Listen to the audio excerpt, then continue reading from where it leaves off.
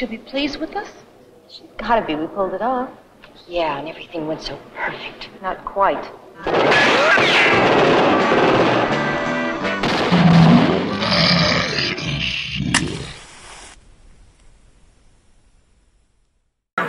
Donc je suis avec Nicolas Vulgage. On va te laisser présenter un petit peu, Nico. Bonjour, je m'appelle Nico, je suis dessinateur. Ça va faire bientôt 14 ans que je travaille dans le dessin animé. J'ai été animateur, compositeur en images, designer, storyboard, personnage, props, accessoires, véhicules. Je crois qu'aujourd'hui on est là pour parler de Spider-Man New Generation. Into the Spider-Verse, le titre original tout à fait. Ça permet d'avoir deux points de vue. Alors Nico, vas-y, dis-nous. Alors Spider-Man Into the Spider-Verse, je me rappelle il y a un an, je suis tombé sur le trailer et je suis juste tombé par terre.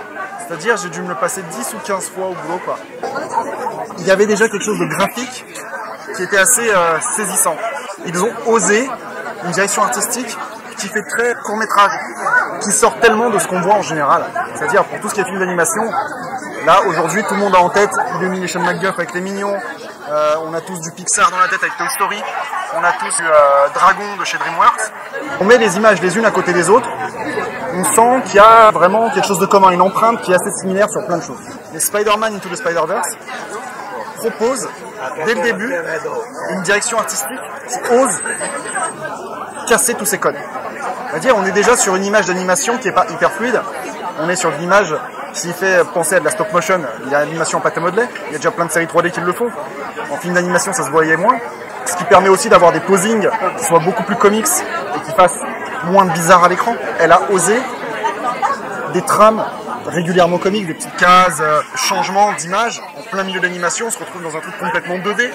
Réellement des excès dans les couleurs, en rouge, en bleu, en jaune, en orange. Et tout ça est quand même saupoudré quelque part d'une vraie histoire. On prend cette histoire, on pourrait la faire en prise de vue réelle, ce serait bien. Mais déjà, elle est déjà très bien en animation. Il y a un vrai fond. Alors, moi je rajoute que je pense qu'elle est mieux en animation que si elle avait été en prise de vue réelle. Parce que justement la narration en elle-même permet des choses que la prise réelle ne permet pas. C'est pas faux. Sa relation avec son oncle, qui est un petit peu, pour lui, une belle figure, quelqu'un qui ose des choses, qui sort un petit peu de tout le côté papa, et ça des cadres conservateurs comme son père Philippe. Ouais. Exactement. Comme tu dis, le cadre. Qui est vraiment touchant comme personnage aussi. Parce que quelque part, on sent aussi qu'il aime son frère, mais il ne peut pas lui parler. Et parce qu'il a fait des choix dans la vie, et il s'y tient. Donc du coup, il y a des facilités, il se dit, je vais pas en sortir. Mais c'est pas pour autant qu'il n'aime pas sa famille. Quand Morales découvre que son oncle était un méchant, et qu'il en meurt, et un méchant extrêmement impressionnant. Il est limite plus impressionnant dans le comics. Non, pour moi, il était juste ouf. C'est-à-dire le sound design. Complètement. C'est-à-dire, on a beau avoir le Scorpion, on a beau avoir le Gun Goblin et autres, celui-là, il était largement au-dessus. Ah ouais. Parce qu'il y a plein de méchants dans le film, là. Ouais. Doc Ock, wouhou, la mania contre la mène, bam, dans ta tronche. Belle surprise. Mais bon, on va parler un peu animation. L'anime dans ce film, elle devrait qui pose. Quand je dis qui pose, c'est qu'on est sur des posings qui parlent tout de suite. Le fait que ce soit un peu en stop motion, bam, bam, bam, bam, coupé, c'est pas gênant. Ça calme un petit peu limite l'œil du spectateur et ça permet de poser tout ce qui est autour et d'accepter plus facilement l'image. Parce que chaque image, c'est limite un tableau, on va pas se leurrer, avec les trames type comics, les cases, les bulles. Et dès qu'on est dans une séquence d'action, ça défonce, ça va vite, ça marche bien, c'est très lisible.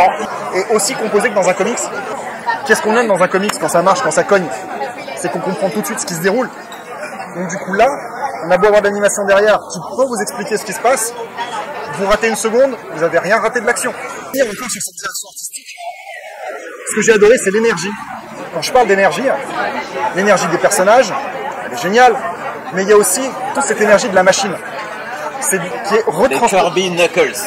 Visuellement, les gens qui aiment Jack Kirby, ça va leur parler tout de suite. Et les gens qui ne connaissent pas, c'est pas gênant, ils comprendront ce qui va se passer. En fait, c'est comme un label de l'univers Marvel. Exactement. Et on va parler un peu du Kingpin. C'est un vrai méchant. C'est une ordure de A à Z.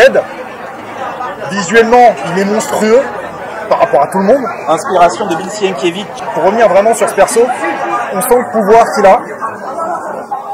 On sent qu'il est mauvais, il est vraiment mauvais. Mais il a son côté humain, comme tout mauvais. il a son côté humain, il a sa famille qu'il a perdue et qu'il a envie de retrouver. Donc le fait qu'il utilise cette machine pour essayer de les retrouver, et il se fout de tout le reste. Pour lui, le plus important, c'est Victor et sa femme. Il se fout de tout le reste. Et c'est ça qui est intéressant, c'est-à-dire chacun des personnages est humain. On a l'oncle qui était méchant mais qui était humain. Parce que quand même, il peut pas éliminer son ego. La famille d'abord. Il était de super conseils, notamment par le graphe pour lui. C'est bien que tu reviennes sur le graphe parce que ça, le petit Morales, c'est un créatif. C'est quelqu'un qui... Alors, je parle de mon expérience à moi en tant que créatif. Hein. Très souvent, j'avais besoin d'aller dessiner pour sortir un petit peu de la vie que j'avais. C'est-à-dire essayer d'aller ailleurs. Parce qu'il y avait des choses bien, des choses moins bonnes. Et à travers le dessin, j'avais la possibilité, un peu comme les gamins qui ont leur jouet et compagnie, d'aller ailleurs. Bah, moi, d'en sortir par le haut, tu peux le dire. D'en sortir par le haut. Et il y a tout ce côté, les autres Spider-Man, parce qu'on est dans un Spider-Man où il y en a plusieurs. Et on se dit, mais est-ce que c'est pas surenchérir de Spider-Man dans un seul et même film? Est-ce que c'est pas surenchérir pour vendre du jouet, vendre du t-shirt et relancer les gens pour lire les autres? Ben non. Non, non, du tout. Ce gamin qui se retrouve dans un monde où Spider-Man est mort et il a ses pouvoirs, il est complètement paumé. Il essaye de se retrouver dedans, mais il n'y arrive pas. Et le fait qu'on a un Peter Parker un peu à la ramasse qui vient lui expliquer des trucs, c'est intéressant. Donc oui, alors Nico nous rappelle le fait qu'il y ait plusieurs Peter Parker dans ce film. En fait, moi, c'est un point qui est vachement important pour moi. Donc on a dit que c'était un jeune créatif, un jeune qui se rendait compte que sa vie était compliquée, et que la seule personne qui lui permettait de vivre sa manière de gérer son monde, c'était son oncle. Donc là, avec l'apparition du Peter Parker adulte, on a un autre adulte qui est un peu comme son oncle en fait, hein, si on regarde bien. Sauf que lui a fait, alors il a fait pas de mauvais choix comme il le dit, mais les choix profonds, les choix du cœur, ils sont toujours les mêmes. C'est quelqu'un de bien, simplement. Il est certainement pas très propre, il fait certainement pas très attention à son hygiène de vie, certainement parce que justement, ça devait être quelqu'un qui voulait justement faire le bien. En faisant faire le bien, c'est plus difficile que faire le mal. Et donc là, on arrive sur quelque chose de très puissant, c'est le concept de Spider-Man en lui-même. Il fait partie des personnages totems. Les personnages totems sont des personnages qui sont liés à la force vitale ou au symbolisme d'un animal. Donc ici l'araignée. En fait, ce sont des personnages qui sont très anciens. Ils ne datent pas de la création de Spider-Man, ils ne datent pas de la création de Batman. Ils datent d'avant, de bien avant. Même d'une époque où on était encore tribaux, où même l'agriculture n'existait pas forcément. Évidemment, tout ça était lié à des croyances de l'époque, des croyances chamaniques, qui faisaient que, par exemple, on attribuait un pouvoir à l'araignée qui était particulier, qui n'était pas le même que le pouvoir de la chauve-souris, qui n'est pas le même que le pouvoir du Zorro. Donc ça, c'est un truc qui est important parce que Spider-Man n'est pas juste dans un anneau, l'objet d'un film ou de merchandising. L'une de ses richesses, c'est qu'en fait, c'est un personnage qui parle à l'humain au sens large, sur des choses très profondes et certainement dans son subconscient. Le gros avantage, en plus, alors, Spider-Man n'a pas un masque qui couvre entièrement le visage. C'est pas le cas de tous les super-héros, même les trois quarts, c'est pas le cas. Lui, c'est son cas. Et donc, ça permet à chaque personne voulant se faire passer pour Spider-Man d'être Spider-Man. Et ça, c'est un des gros trucs de ce personnage. Et c'est justement ce qui est rendu avec son rapport avec Peter Parker, c'est qu'en fait, ce sont deux personnes qui ont un désir de faire le bien, qui ont été touchées par une grâce animale, ici l'araignée, et qui s'influencent les uns les autres à travers ce totem. C'est-à-dire qu'en fait, ça peut être tout le monde, ça peut être vous, ça peut être moi, ça peut être n'importe qui. Et en gros, ce totem, c'est un petit peu l'Excalibur, l'habit de lumière, le talisman, permettant, le revêtant d'être soi-même, mais en même temps, de pouvoir offrir quelque chose au monde. Et c'est exactement ce qui se passe dans cette relation, et c'est traité de cette manière. C'est pour ça que c'est intéressant d'avoir donc le Peter Parker qu'on connaît un peu, mais tous les autres avatars du totem Spider-Man, du totem araignée, à travers des personnalités de loin qu'on pourrait se dire complètement diverses. Sauf qu'en fait, elles portent toutes ce totem. Et le fond de leur personnalité, c'est le même. C'est d'essayer de donner du bien et de proposer un exemple. Une logique exemplaire et pas donneuse de leçons. Très précis. Exemplaire, c'est tout. Et c'est ça le rôle des mythes, c'est d'être exemplaire. Un mythe n'est pas fait pour être suivi tel quel. Un mythe est fait pour donner à savoir, donner à comprendre et donner des outils. Donc, dans le cadre de ce film, à travers la multiplication de la forme Spider-Man, à travers la multiplication des destins croisés de ces personnages-là, on en arrive à tous grandir ensemble. Il y a un point du film qui est un peu ce passage, je dirais, adolescence-adulte, c'est sortir de sa zone de confort. Ah oui. Ce moment où il y a le saut de la foi à faire. Alors, le saut de la foi, c'est réellement dans la vie, tu peux être prêt à faire des choses, mais tu n'oses pas. Tu restes dans ton petit confort habituel parce que tu as peur de ce qui peut se passer après derrière. Tu as peur de prendre conscience que tu es capable de le faire. Et par la suite, il faudra que tu le répètes aussi. Quand tu le fasses plusieurs fois. Miyazaki, lui, il l'avait fait dans Chihiro. C'est le moment où Chihiro va prendre le train toute seule pour essayer de récupérer ses parents. Là, ce coup-ci, Morales a un saut à faire. Et moi, par rapport à ce que je pratique en dehors du dessin, qui est la pratique des Yamakasi, qui s'appelle l'art du déplacement, on a eu des sauts, j'en ai eu plusieurs qui m'ont fait comprendre des choses par la suite.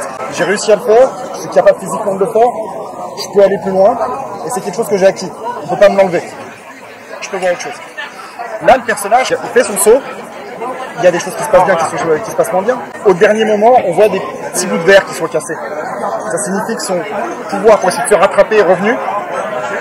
Et c'est là où son côté humain travaille. Le moment où vous, par exemple, vous avez fait un saut, je veux dire, de 3 mètres dans d'un plongeoir ou quoi que ce soit, il y a toujours ce petit moment où on a envie de... Non, non, je veux revenir, je veux pas le faire. On se saut en parachute, même si on est aidé avec quelqu'un derrière, il peut y avoir cette microseconde de doute. Bah là, on l'a eu dans le film. Et là, on pourrait se dire, non, c'est juste parce que c'est stylé, ils ont cassé des trucs. Non, non, non. Le personnage, il n'est pas là pour casser quoi que ce soit. Il est là pour se raccrocher à ce qu'il connaît. Et il a peur d'aller dans l'inconnu. Ça n'est donc pas juste une figure de style, c'est une figure de sens. Mais il y a un truc que je trouve quand même assez fantastique, c'est que les producteurs de ce film ont osé... Déjà, bon, c'est une histoire E for everyone, donc pour tout le monde, qui raconte des vraies histoires de famille, qui ont un sens. On sort à Noël, machin, bidou, c'est le film de Noël. On peut le dire, ça ne me dérange pas plus que ça. Mais c'est bien raconté. On n'est pas sur un Home Alone, bien cadré pour la petite famille et autres. On est sur une vraie histoire d'aventure. On est sur un récit épique que tout le monde peut suivre, que tout le monde peut comprendre, qu'on connaisse le comics ou non, qui a un vrai parti pris graphique. Et je trouve que ces producteurs qui ont osé un vrai parti pris graphique aujourd'hui, je reviens encore sur cette histoire avec Pixar et DreamWorks et autres, mais j'espère que les créatifs, parce que moi le premier regret que j'avais en sortant du film et quand j'ai vu le trailer, c'est que j'ai pas bossé dessus. J'ai pas travaillé sur ce film. C'est le genre de projet qui me remotive. Je pense que les mecs ont donné plus qu'un coup de pied dans les portes. Ils en ont donné 10, 20, 30, ils sont avec les bras, avec les mains, avec ce que vous voulez. Et j'espère que le grand public, ça va lui plaire. Parce que moi, en tout cas, ça me plaît. Toutes les personnes qui l'ont vu, pour le moment, ça leur a plu. Après, les gens qui n'aiment pas les films de super-héros, je suis pas sûr que ça leur plaira non plus. Parce que là, on est tout de suite dans... Alors que moi, j'ai un doute. T'as un doute? Parce que je pense qu'il est universel, en fait. Je pourrais vous dire, c'est un très bon film. Une musique, une bande-son qui est... dès que je suis sorti du film, je voulais l'acheter. Mais la bande-son, elle est contemporaine. Elle marche très bien avec les images. Elle marche très bien avec les personnages. Cette musique colle avec Miles Morales, qui lui est un peu un mec du ghetto. Et que quand on a un Batman, on est sur quelque chose de symphonique, bah, c'est un milliardaire. Donc tout de suite... C'est un rentier, c'est une lignée. Voilà. Donc on est sur des choses différentes. Mais en tout cas, bonne musique, des graphismes qui défoncent. Il y a des moments, ça marche pas tout le temps, mais on peut pas être parfait non plus. En tout cas, c'est suffisamment bon visuellement pour qu'on comprenne ce qui se passe, voire plus des fois. Il y a vraiment une bonne histoire. Vous dire qu'elle est fantastique, je dirais non. Vous dire qu'elle est bonne, je dirais oui. Et qu'elle est bien racontée, ah bah ouais. Ah putain, excusez-moi du terme, mais bordel de merde. Ça fait longtemps qu'on n'a pas eu ça. Et moi, quand j'ai vu le trailer il y a un an, parce que je pense que j'ai vu le film en avant-première, pile poil un an après avoir vu le trailer. J'espérais qu'ils se chient pas sur l'histoire. Et ils ont fait une très bonne histoire. Ouais, je suis passé de bonne à très bonne. Bon, bref, vous comprendrez que l'histoire elle m'a plu. Je pense qu'Aïsma ça lui a plu aussi. Et j'espère que le film aura du succès parce que ça nous permettrait, en tant que créatifs, d'oser des choses différentes et de proposer des choses différentes au public. Et qu'on ait moins cette impression que quand on va voir un film, on l'a déjà vu. Qu'on ne soit pas en train de se dire, tiens, il y a 3 films au cinéma, je vais voir lequel. Ah bah je me suis trompé, ils avaient la même image. Proposer des choses avec de vraies identités. Et ça c'est cool. Le cinéma, ça a combien de temps? C'est une centaine d'années. Le dessin animé aussi, hein, quelque part. Donc là, on est en 2018. On est déjà plein de routines au niveau des films, au niveau des séries. Alors qu'on a de nouveaux modes de vie. On a une technologie qui nous permet de gérer notre temps et notre espace-temps d'une autre manière. Et on a des outils nous permettant de raconter les choses différemment. Alors, qu'on ne se méprenne pas. Une bonne histoire, je pense qu'il y a 2000 ans, il y a 20 000 ans, il y a 50 000 ans pour l'individu Homo sapiens, elle repose à peu près sur les mêmes choses. Ça, je vais pas, voilà. Mais par contre, la manière dont on la dévoile, dont on la développe, dont on la présente aux gens, elle a encore de l'avenir, elle peut encore être modifié, encore être d'une grande acuité contemporaine, dans le sens avec un aspect visionnaire. Et pour moi, avec ce type de film, on est là-dessus. On a eu d'autres, des films qui, cette tonalité un peu novatrice, on sort un petit peu des codes. Bon, à l'époque, on avait eu Matrix, bon, maintenant, depuis, pratiquement tous les films sont matrixés, ce qui est dommage. C'est qu'on n'ait pas gardé l'aspect visionnaire, mais on ait gardé que l'aspect concret, c'est-à-dire, je sais pas, Bullet Time, les histoires d'élus, et tout ce qui s'ensuit de trilogie où on nous vend des produits dérivés. On parle de cinéma, on a aussi maintenant carrément des films qui sont des séries, avec des films Marvel produits par la Marvel. On peut dire que c'est une grande série cinéma, avec des personnages récurrents, avec des twists de film en film, avec un univers partagé. Ça, par exemple, c'est nouveau. Quel que soit ce qu'on pense des productions Marvel, ce qui a été proposé là est nouveau. On peut se poser la question, est-ce qu'ils l'ont bien fait ou mal fait, c'est une cause. Mais par contre, cet aspect-là est relativement nouveau. On a aussi, dans le sens inverse, des productions ciné qui finalement communiquent avec les séries télé, avec les comics, avec les jeux vidéo. Donc on est vraiment là-dedans, on est dans une musique comme ça. Et des choses qui se font et ce qui nous permet de voir. Il y a quelques semaines, on a enterré le papy des comics, notre cher Stanley, qui évidemment apparaît dans ce film. Voilà, je l'ai jugé du caméo, mais moi j'ai trouvé excellent. Il a co-créé ce personnage-là et tout un univers. Il n'a jamais forcément pensé qu'en bâtissant sur cet univers, on pourrait amener d'autres choses dans d'autres disciplines. Et pourtant, c'est ce qu'on vit aujourd'hui.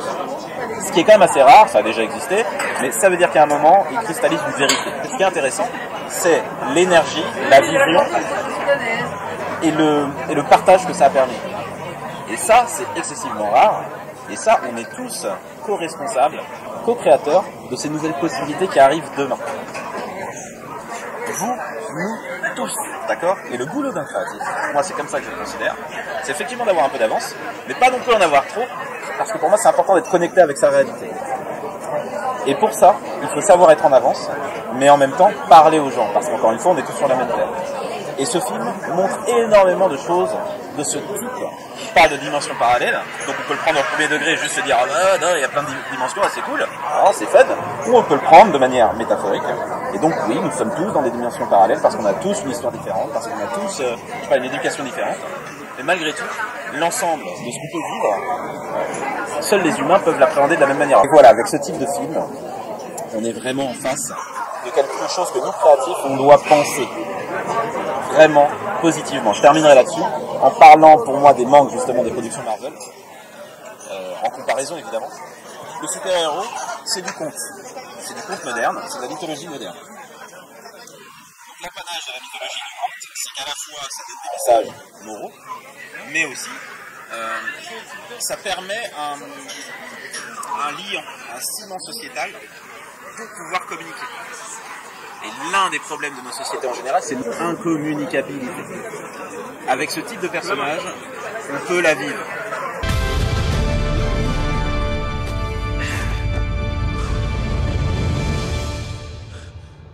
Je dirais que tu parlais de caméo juste avant. Rest in peace pour Monsieur Faux Stanley, qui a été là très longtemps, qui avait beaucoup d'énergie. Et je pense qu'il a dû enfiler aussi aux jeunes générations juste derrière. Caméo de ce film, on a quand même Nicolas Cage qui prête sa voix de Ghost Rider. Voilà.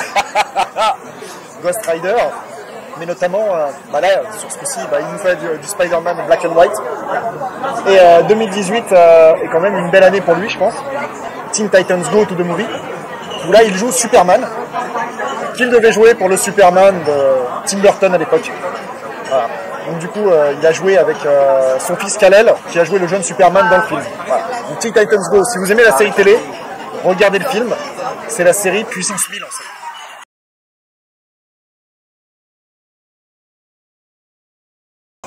Et on a eu un beau casting de voix, en tout cas pour la VO, pour la version française, je peux pas dire, je l'ai pas vu en français. Désolé en français. C'est pas mal, sauf le Scorpion. Il paraît que c'est un joueur de foot. Ah, c'est pas Giroud qui l'avait fait? Je sais pas, je m'y connais pas en fait. En gros, que du bonheur avec ce film. On pourrait dire plein de choses. Dire que c'est un super film. Je pense que les gens doivent se faire Ok. Et si tu avais une note à lui donner sur 5? Alors sur 5, je serais facilement sur du 4, allez, 4,5. 4,5, parce qu'on ne peut pas avoir quelque chose de parfait. Il a le petit demi en plus, parce qu'il a déjà 4 en tant que film. Et il a le petit demi en plus qui fait toute la partie où ils ont osé. Et j'espère que ce qu'ils ont osé va leur rapporter suffisamment pour pouvoir faire par la suite. Je serai sur du 4,5. Une première vidéo sans spoiler sur le film et je l'ai noté. Donc, ce sera la même note. Hein. 4,5 sur 5. Pourtant, c'est pas concerté. Je l'ai fait hier avant Noël. 4,5 pour à peu près les mêmes raisons. Et alors après, c'est toujours pareil avec les films. Hein. Peut-être que dans 5 ans, je vais lui mettre 5. Hein. Mais au moment où je parle, je mets 4,5. Première raison, comme l'a dit Nico, parce que c'est un bon film. Point. C'est un bon film, bien écrit, bien réalisé, avec des thématiques fortes, avec une originalité, et je peux le dire, le sacré Coronel. Et je rajoute, c'est un film assez visionnaire, assez casse-gueule. Il y a énormément de choses où ils auraient pu se tromper vraiment, ça merde complètement. Non, ils ont réussi à garder une légèreté assez incroyable jusqu'à la fin du film. C'est vraiment un film léger. Attention, hein, on en a parlé depuis tout à l'heure, il y a de la profondeur dans le film. Non, c'est jamais pesant. Il n'y a pas de réel qui pose trop. On est vraiment, pour moi, dans le juste. Et ça, c'est super rare. Pour l'effort, celui-ci a pris tous les risques. Et c'est drôle parce que c'est fait par le même studio que Venom. Et étonnamment, là, ils ont travaillé d'une toute autre manière.